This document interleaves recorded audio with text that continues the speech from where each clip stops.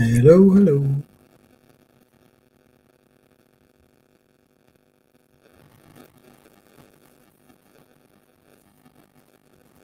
Kode.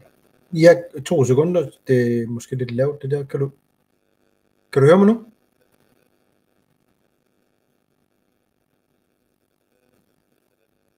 Hvad sker der der? Kan du høre mig?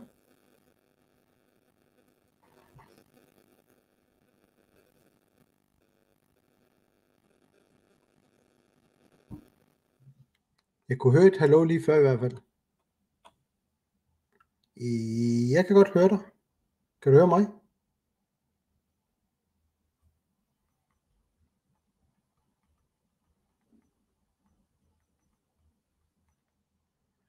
Jeg prøver lige at gøre sådan her, for at se om det hjælper.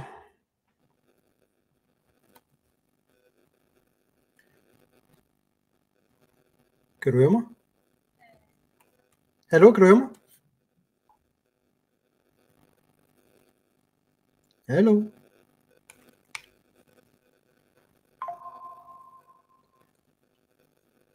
Jeg kan godt høre noget nu. Lige før i hvert fald.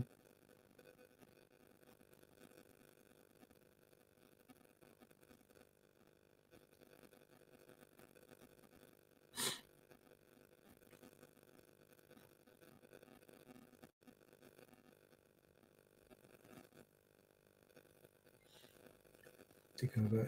Gå hjem, det er den her. Kan du høre mig nu? Jeg kan godt høre noget nu. Kan du høre mig? Men perfekt. Ja. 2 sekunder. Der fik jeg trykket på noget helt forkert. Jo, kan du høre mig? Nej, nu ved jeg hvorfor. Det er den her.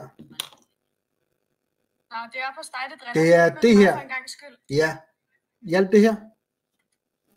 Det hjælp. Det er perfekt. Godt. Super. Men dejligt, du ligger tråd til. Du er da tidligt oppe. Jeg har været på siden klokken 5 vores tid. Så ja, det var TV2 først, så jeg sidder livestreamer lidt på min PC samtidig, bare fordi at jeg skal have tiden til at gå. Jeg har også interview efter dig klokken, ja, det giver så 10 til 11 dansk tid.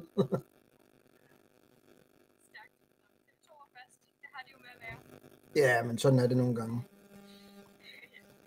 Men nu skal du høre, jeg tænker, altså da vi snakkede sammen i går, så vidste jeg jo ikke... 2 sekunder. Ja.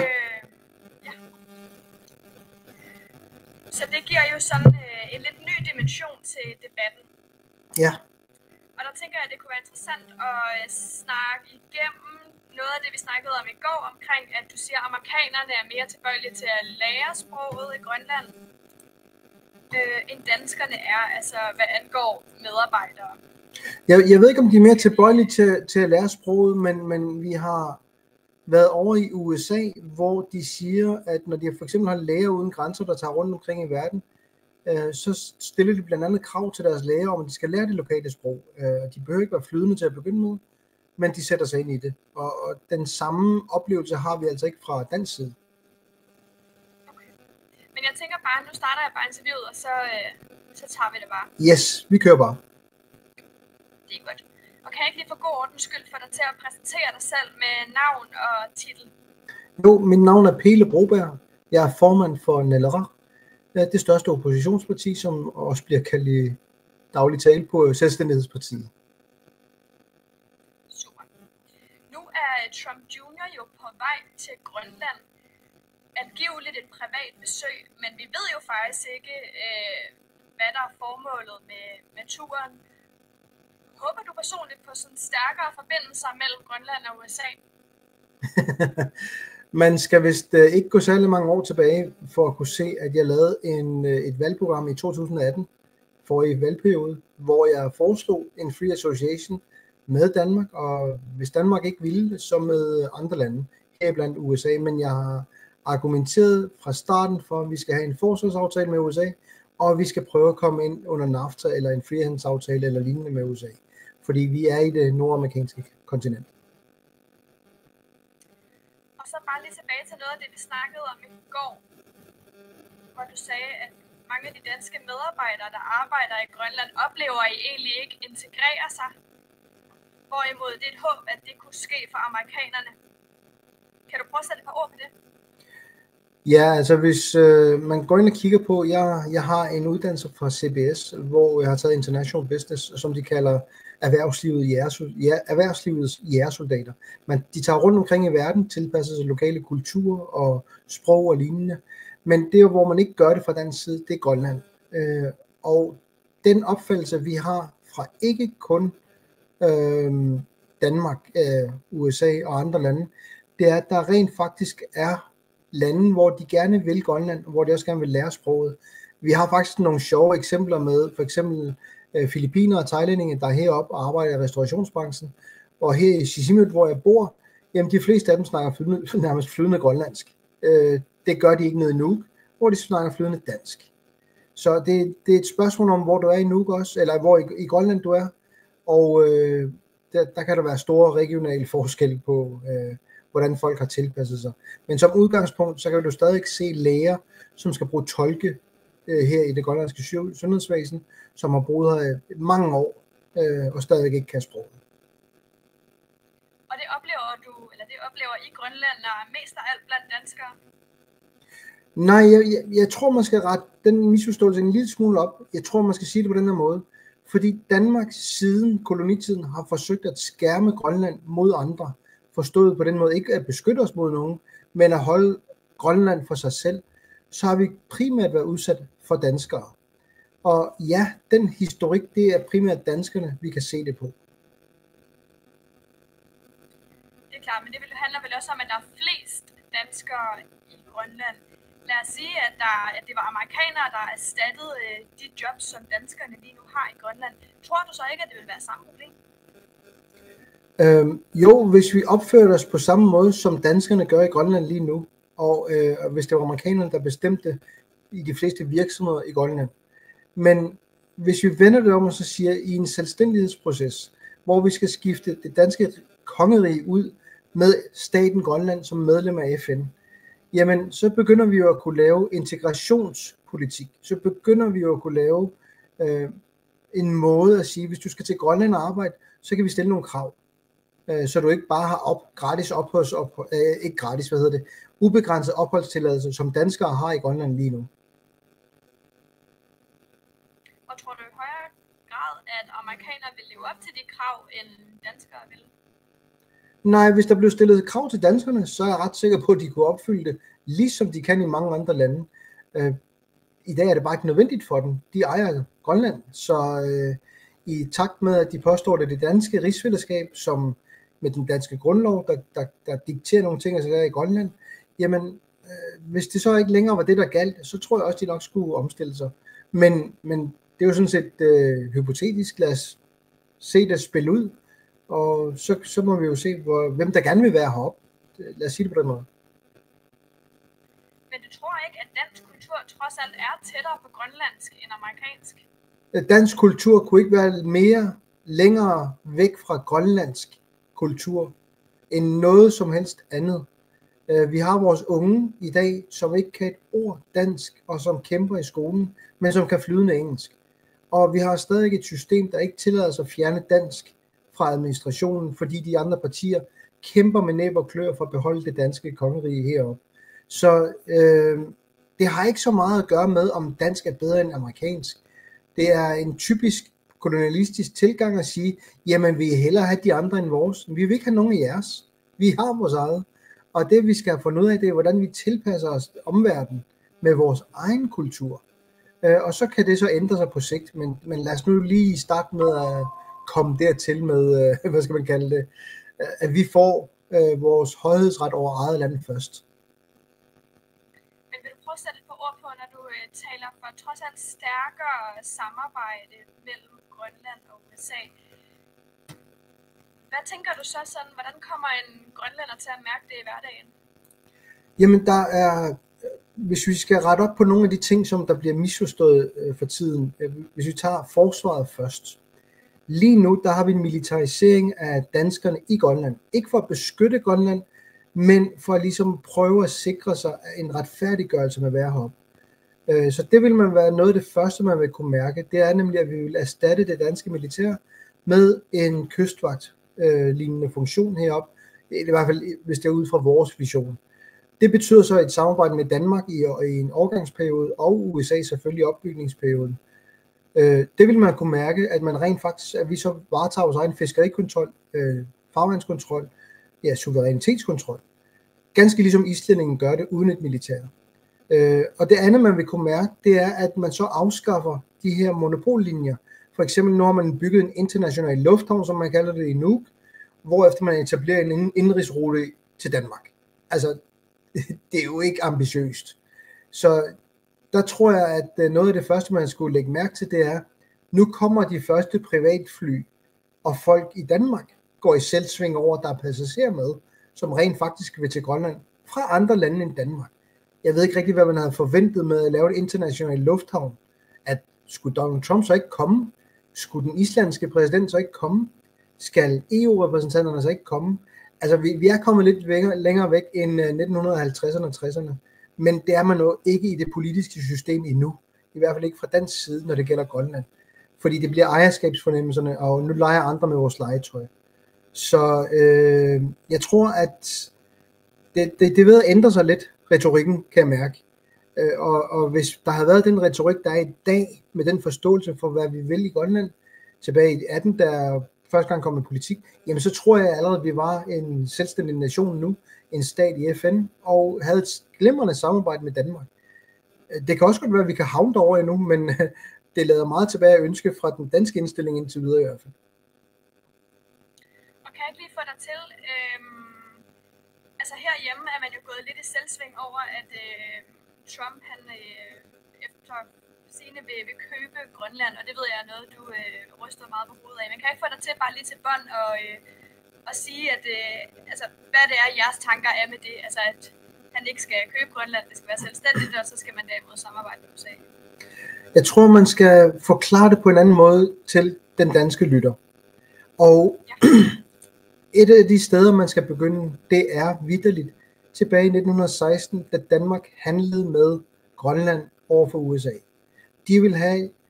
Danmark ville have højhedsretten over Grønland, så man solgte de vestindiske øer for nogle småpenge mod at få højhedsretten over Grønland, på trods af Monroe-doktrinen.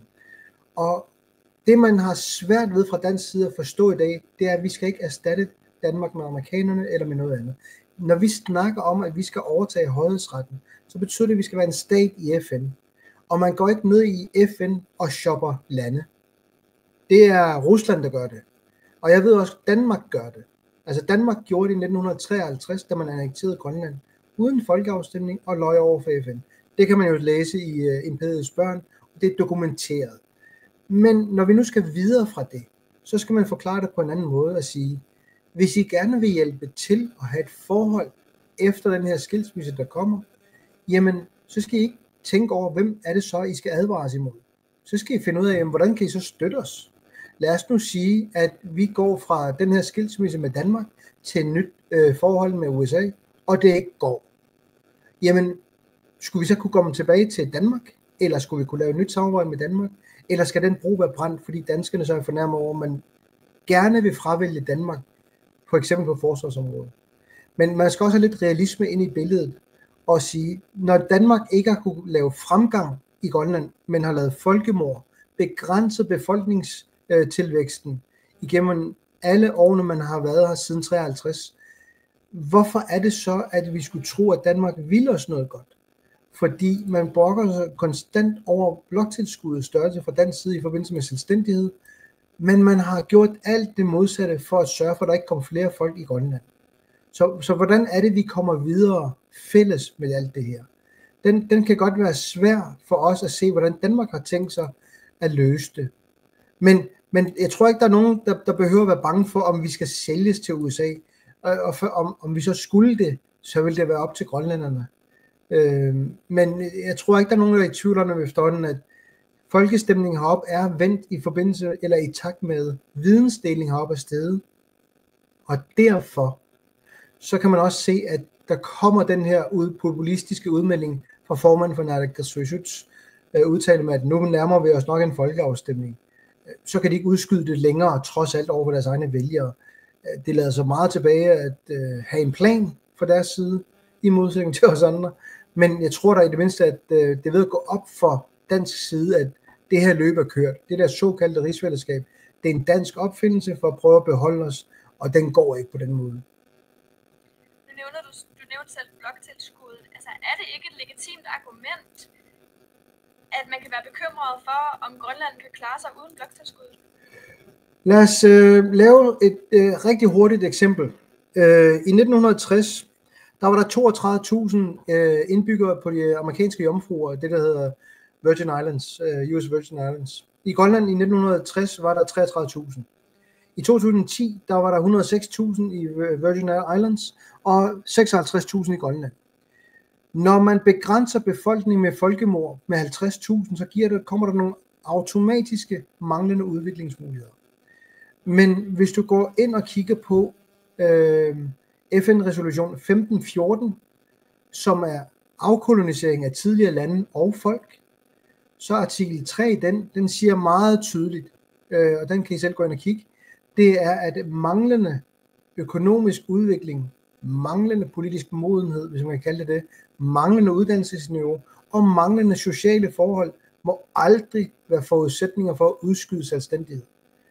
Så hvis FN var noget, som Danmark respekterede, som var noget, man ligesom gjorde, man gik op i, selvom man støttede det dengang, jamen så vil man heller ikke bruge det argument.